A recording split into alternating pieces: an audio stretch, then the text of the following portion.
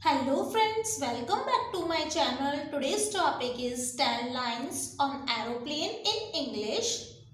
Please like, share, comment and subscribe my channel. Now let's see.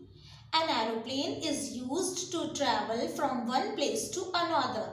It flies in the sky. An aeroplane has wings and a tail. An aeroplane has passengers, 2 and 3 pilots and air hostess.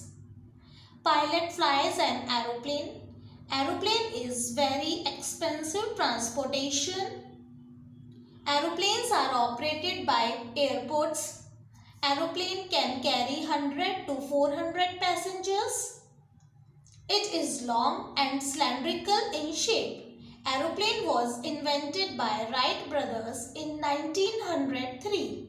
Thanks for watching.